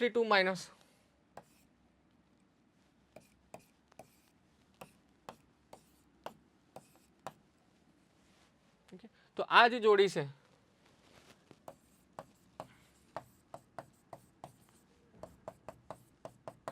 તો એની અંદર સંકરણ અને આકાર બંને એક સમાન થાય છે. ઓકે, એટલે આ આપણો જવાબ થતો નથી. અલગ સંકરણ અને સમાન આકાર ધરાવતી હોય એવી જોડી પસંદ કરવાની છે. ચલો એના પછી SO2 અને NH2-.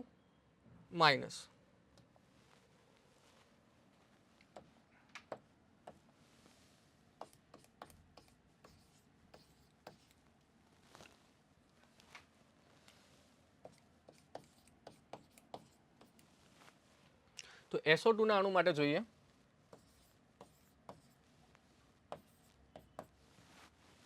આપણે જે સૂત્ર મૂક્યું એ પ્રમાણે 1/2. હવે જે સલ્ફર છે તો સલ્ફરની અંદર સંયોજકતા ઇલેક્ટ્રોન, તો સંયોજકતા ઇલેક્ટ્રોનની સંખ્યા કેટલી થાય છે ભાઈ? સલ્ફરની અંદર સંયોજકતા ઇલેક્ટ્રોન 6 થાય છે. ઓકે, ઓક્સિજન છે દ્વિસંયોજક પરમાણુ છે તો એને આપણે ગણવાનો નથી, માત્ર એકલ સંયોજક હોય એવા જ પરમાણુની સંખ્યાની અંદર મૂકીએ છીએ. તો 6/2 એટલે અહીંયા મળે છે 3. ઓકે, તો 3 મળે છે તો સંકરણ કયું થાય? sp2 સંકરણ થાય છે, બરાબર. હવે અહીંયા sp2 સંકરણ થાય છે તો આ જે અણુ છે એ અણુનો આકાર કેવો થાય એ આપણે ચેક કરીએ. તો SO2 જે અણુ છે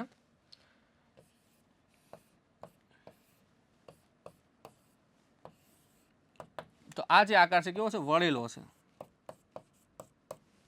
વળેલો આકાર છે. હવે NH2 માટે વિચાર કરીએ, NH2-. તો આના માટે મિત્રો Z નું મૂલ્ય ગણીએ આપણે કેન્દ્રીય પરમાણુ નાઇટ્રોજન છે, સંયોજકતા ઇલેક્ટ્રોનની સંખ્યા 5 થશે, એકલ પરમાણુ કેટલા છે 2 છે, તો એનું મૂલ્ય મૂકીએ હાઇડ્રોજન 2 થાય માટે, વીજભાર 1 જેટલો છે -1, 8/2, તો અહીંયા સંકરણ થાય છે sp3 સંકરણ થાય છે, બરાબર। હવે અણુનો આકાર કેવો હોય છે, તો અણુનો આકાર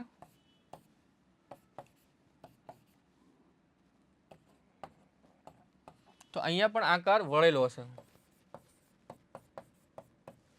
વળેલો આકાર છે।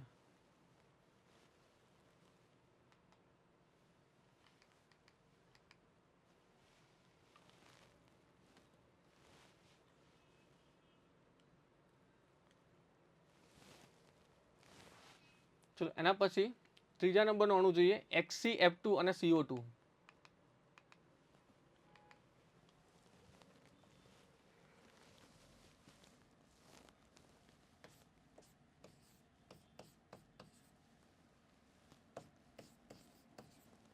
તો HCF2 માટે આપણે સંકરણ જોઈએ 1/2 ઝેનોન છે, તો એની અંદર સંયોજકતા ઇલેક્ટ્રોન 8 થાય, 2 ફ્લોરિન છે, તો Z બરાબર 5 મળે છે। તો અહીંયા TBP ભૂમિતિ થાય છે, TBP થાય છે।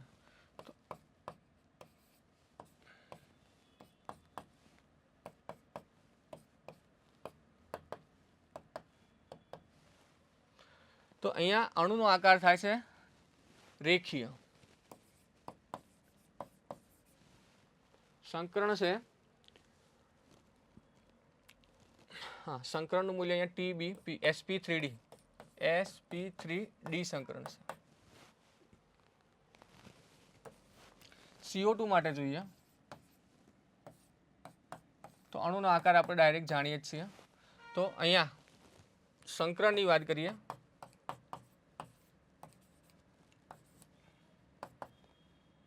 ઝેડનું મૂલ્ય મળે છે 2, એટલે સંકરણ થાય છે sp સંકરણ, ઓકે sp સંકરણ, અને આકાર રેખીય।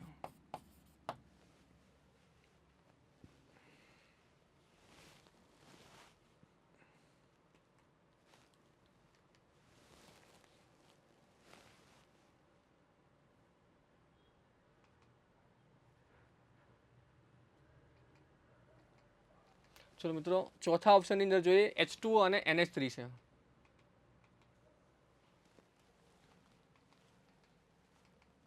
H2O અને NH3,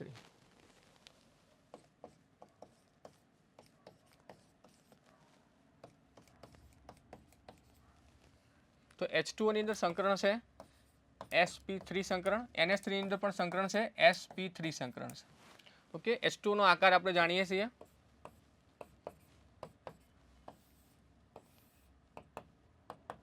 ઓકે વળેલો આકાર છે, અને એમોનિયાનો આકાર આપણે જાણીએ છીએ પિરામિડલ, ઓકે। તો આ 4 ઓપ્શનની અંદર આપણે અણુના આકાર અને સંકરણ જોઈ લીધા। હવે એની અંદર કયો ઓપ્શન પસંદ કરવાનો છે, તો જેની અંદર એવી જોડી પસંદ કરવાની છે કે જેની અંદર સંકરણ અલગ હોય પરંતુ આકાર સમાન હોય, તો એની અંદર સંકરણ સમાન છે, ઓકે। સંકરણ જુદા જુદા હોવા જોઈએ, સંકરણ જુદા હોય પરંતુ આકાર સમાન હોય એવી જોડી પસંદ કરવી છે। તો પહેલાની અંદર તો સંકરણના મૂલ્યો સમાન છે, બરાબર, તો માટે આ ઓપ્શન થશે નહીં। ચલો બીજાની અંદર જોઈએ સંકરણ sp2, તો આની અંદર પણ sp3 છે, સંકરણ જુદા છે, આકાર બંનેના સમાન છે, ઓકે। તો સંકરણ જુદા છે, આકાર સમાન છે, તો આ હોઈ શકે જોડી। ચલો ત્રીજી જોડીની વાત કરીએ તો સંકરણ બંનેના જુદા છે, ઓકે, પરંતુ આકાર કેવા છે સમાન છે, તો અહીંયા જે ત્રીજી જોડી છે એ પણ અહીંયા સાચી પડે છે। અને છેલ્લાની અંદર જોઈ લઈએ સંકરણ સમાન છે, તો મિત્રો આ ઓપ્શન પણ થઈ જશે ખોટો, ઓકે। તો આપણે એવો ઓપ્શન પસંદ કરીએ જેની અંદર સંકરણ અલગ અલગ હોય, આકાર સમાન હોય, તો એવા ઓપ્શન મળે છે 2 અને 3। તો 2 અને 3 હોય એ જવાબ આપણો સાચો થશે. તો મિત્રો અહીંયા જવાબ થાય છે સી.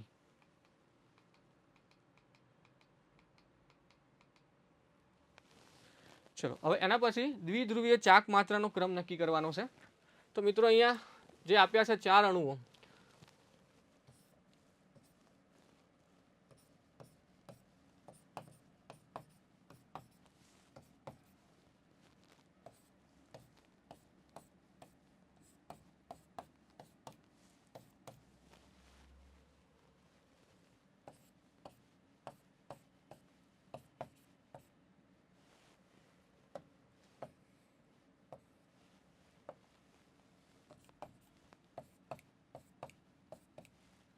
તો મિત્રો અહીંયા જોઈ શકીએ છીએ પહેલા અણુની અંદર કે અહીંયા જે ડાયપોલ મોમેન્ટ મળશે પરિણામી એનું મૂલ્ય 0 થશે. બરાબર, સમચતુષ્ફલકીય આકાર છે, બધા એક સમાન છે, માટે ડાયપોલ મોમેન્ટનું મૂલ્ય આની અંદર પણ 0 થાય છે. ઓકે, તો આ બે અણુ છે તો એની અંદર ડાયપોલ મોમેન્ટ 0 થાય છે, જ્યારે આની અંદર ડાયપોલ મોમેન્ટનું મૂલ્ય પરિણામી મૂલ્ય 0 થશે નહીં. બરાબર, તો આનું મૂલ્ય કંઈક મળશે.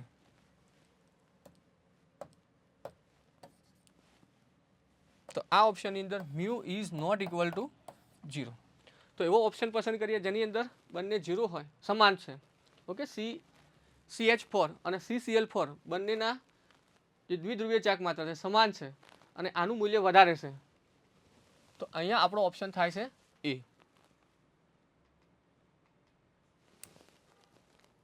ચલો હવે ફરીથી આપણે જે શરૂઆતમાં જોયું હતું એ પ્રકારનું કે મિત્રો અહીંયા તમારે બંધ ક્રમાંકનું મૂલ્ય નક્કી કરવાનું છે. તો બંધ ક્રમાંક નક્કી કરવા હોય તો દરેકની અંદર ઇલેક્ટ્રોનની સંખ્યા આપણે જોઈ લઈએ. તો NO 7 અને 8, 7 + 8 એટલે થાય છે 15. 7 + 8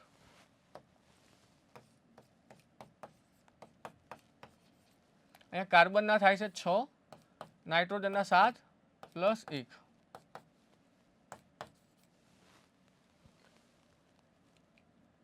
કાર્બન માટે 6, નાઇટ્રોજન માટે 7 અને +4 છે એટલે -1 કરીશું. કાર્બનના 6, નાઇટ્રોજનના 7. ઓકે, તો મિત્રો આપણે જાણીએ છીએ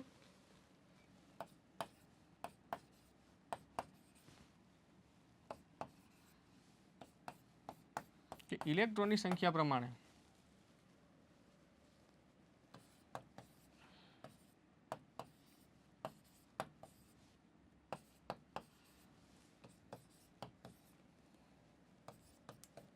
ઇલેક્ટ્રોનની સંખ્યા જોતા બંધ ક્રમાંક આ રીતે આપણે નક્કી કરી શકીએ.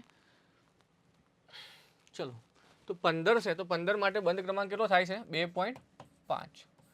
14 માટે થાય છે 3, 12 માટે થાય છે 2.0 અને 13 માટે થાય છે 2.5.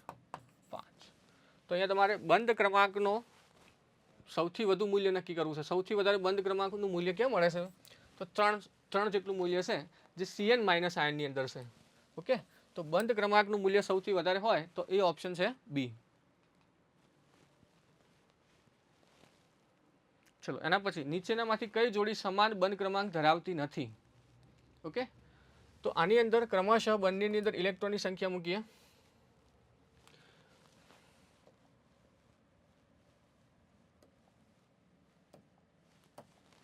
ચલો N2 અણુ માટે જોઈએ. Cn- અણુ છે,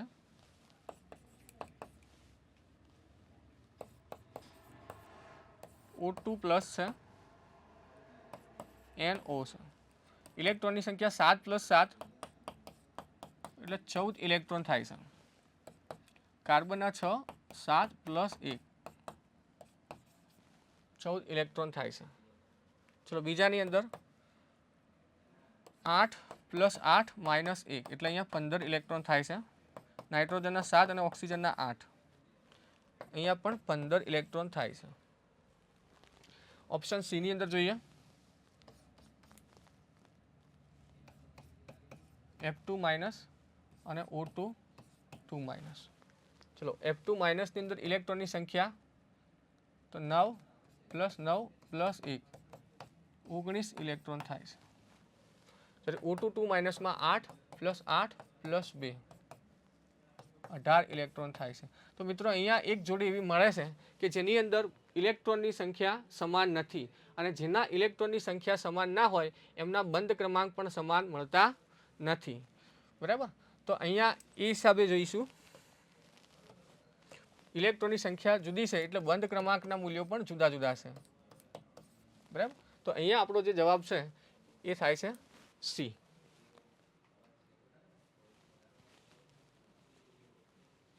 હવે એની અંદર નીચેનામાંથી કઈ જોડીમાં સમાન બંધ ક્રમાંક છે? તો મિત્રો ફરીથી એ જ પ્રશ્ન છે.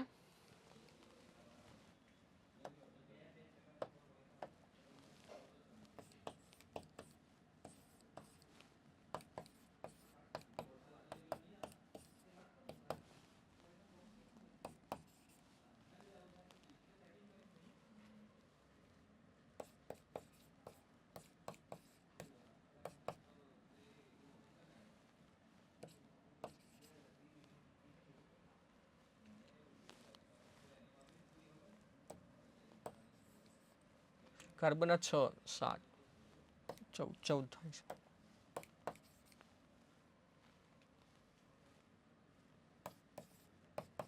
6 + 8. ચલો ઓપ્શન સી ની અંદર જોઈએ N2. તો N2 ની અંદર પણ 14 ઇલેક્ટ્રોન થાય છે. O2 માઇનસ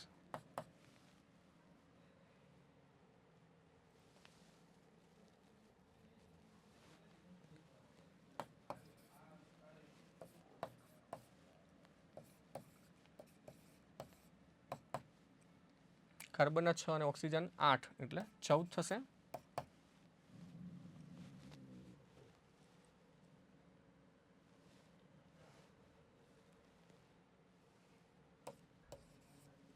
તો મિત્રો અહીંયા 4 ઓપ્શન છે. ઇલેક્ટ્રોનની સંખ્યા આપણે લખી દીધી. તો જેની અંદર ઇલેક્ટ્રોનની સંખ્યા સમાન હશે એની અંદર બંધ ક્રમાંકનું મૂલ્ય પણ સમાન થશે. તો અહીંયા ઓપ્શન બી એવો છે કે જેની અંદર ઇલેક્ટ્રોનની સંખ્યા સમાન છે, તો માટે એની અંદર બંધ ક્રમાંકનું મૂલ્ય પણ સમાન થાય.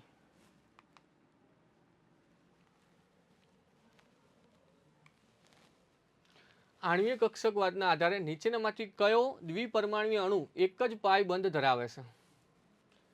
તો મિત્રો અહીંયા એવો અણુ શોધવાનો છે કે જેની અંદર એક જ પાઈ બંધ હોય. બરાબર. તો બેરિલિયમ માટે આપણે આણ્વિક કક્ષક ઇલેક્ટ્રોન રચના લખીએ. Sigma 1s sigma star 1s. બેરિલિયમની અંદર ટોટલ 8 ઇલેક્ટ્રોન થાય. Sigma 2s sigma star 2s. Okay. તો ભાઈ બેરિલિયમની અંદર પાઈ બંધનો કોઈ સવાલ થતો નથી, કેમ કે પાઈ કક્ષકની અંદર ઇલેક્ટ્રોન છે નહીં. ઓકે. તો અહીંયા આપણો જે એ ઓપ્શન છે એ તો કેન્સલ થઈ જાય છે. બરાબર. હવે બાકીના જે અણુ છે એની અંદર આપણે ચેક કરીએ. તો મિત્રો અહીંયા સૌથી પહેલાં જોઈએ કાર્બન. ચલો સૌથી પહેલાં લઈએ કાર્બન. તો કાર્બન માટે આપણે વિચાર કરીએ તો કાર્બનની અંદર ટોટલ 12 ઇલેક્ટ્રોન થાય છે. બરાબર. હવે 12 ઇલેક્ટ્રોન થાય છે તો આનો આણ્વીય કક્ષક આપણે ચિતાર બનાવીએ.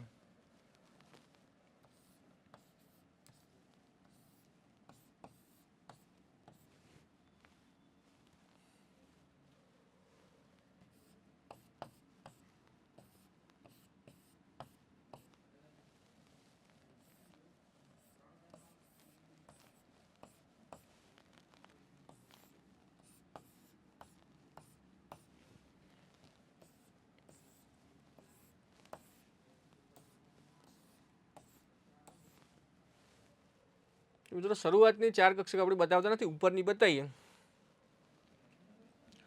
તો એની અંદર કાર્બનમાં તો અહીંયા પી કક્ષકની અંદર કેટલા ઇલેક્ટ્રોન થશે?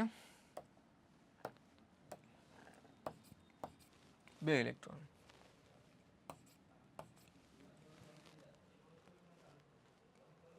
બરાબર. તો કાર્બનની અંદર આપણે ઇલેક્ટ્રોન રચના જોઈએ તો કાર્બનની અંદર અહીંયા જે પી કક્ષક છે એની અંદર ટોટલ અહીંયા 2 ઇલેક્ટ્રોન મળશે.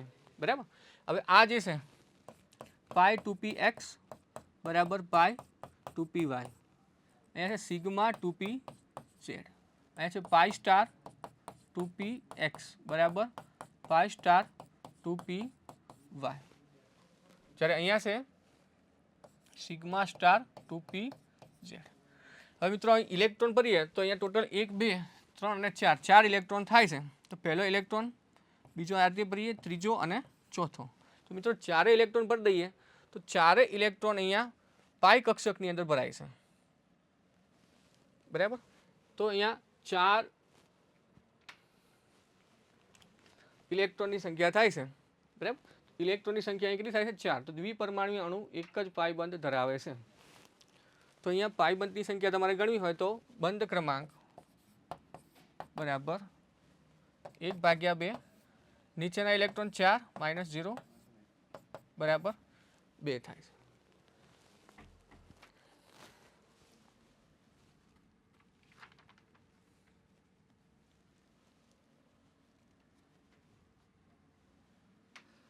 તો અહીંયા મિત્રો કાર્બનની અંદર જે બંધ જોવા મળે છે એ બધા જ કયા છે? પાઈ બંધ જોવા મળે છે. ઓકે, તો પાઈ બંધની સંખ્યા કેટલી થાય છે? 2 પાઈ બંધ છે. ઓકે, ચલો હવે એના પછી આપણે બીજો ઓપ્શન ચેક કરીએ. તો બીજા ઓપ્શનની અંદર શું કરી શકીએ? O2 અને N2. તો હવે N2 માટે જોઈએ.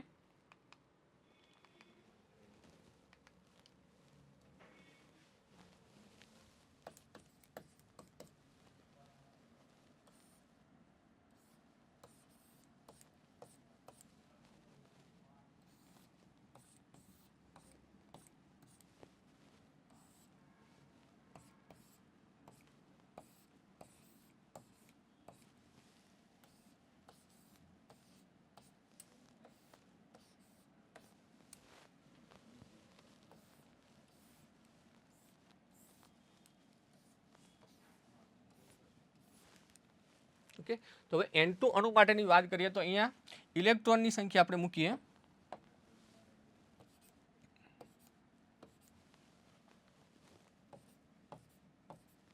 તો ટોટલ ઇલેક્ટ્રોન ભરીએ પાઈ 2p x બરાબર પાઈ 2p y.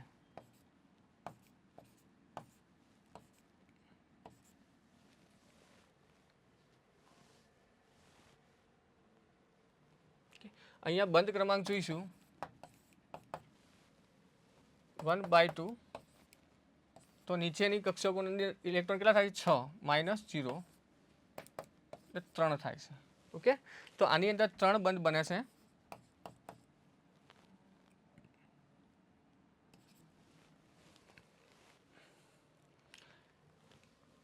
નાઇટ્રોજનની અંદર 3 બંધ બને છે.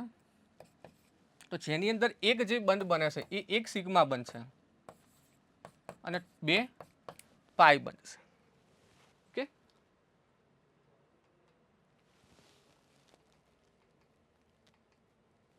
ચલો ત્રીજો જોઈએ O2 અણુ માટે.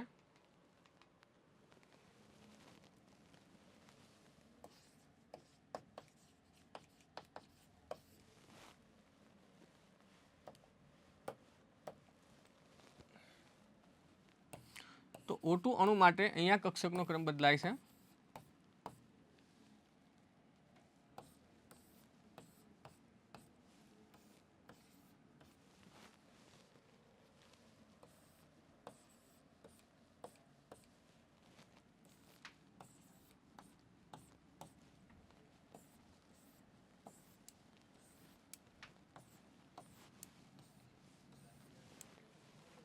ચલો હવે ઇલેક્ટ્રોનની સંખ્યા. તો ઓક્સિજનની અંદર 2p કક્ષકની અંદર 4 ઇલેક્ટ્રોન થશે. અહીંયા પણ 4 ઇલેક્ટ્રોન છે. ટોટલ 8 ઇલેક્ટ્રોન ભરવાના થાય છે. અહીંયા સિગ્મા 2p z, અહીંયા પાઈ 2p x બરાબર પાઈ 2p y, અહીંયા થાય છે પાઈ સ્ટાર 2p x બરાબર પાઈ સ્ટાર 2p y, અને અહીંયા થાય છે સિગ્મા સ્ટાર 2p z.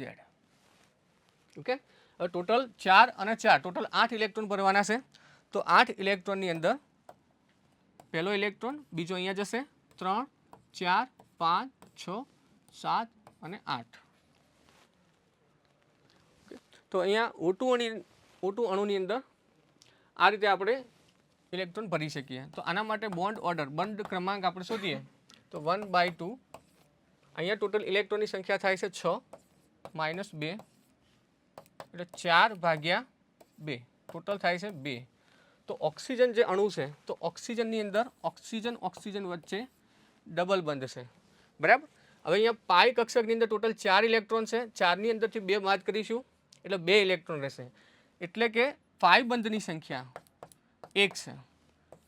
અને અહીંયા સિગ્મા બંધની અંદર પણ ઇલેક્ટ્રોન છે એટલે કે સિગ્મા બંધની સંખ્યા પણ 1 છે. ઓકે. તો હવે આપણને જે ઓપ્શનમાં પૂછેલું છે કે કયો દ્વિપરમાણુ અણુ એક જ માત્ર પાઈ બંધ જ ધરાવે છે, મતલબ સિગ્મા અને પાઈ બંને નથી, એવો અણુ શોધવાનો છે કે જેની અંદર સિગ્મા અને પાઈ બંને અણુ નથી પણ માત્ર પાઈ બંધ હોય.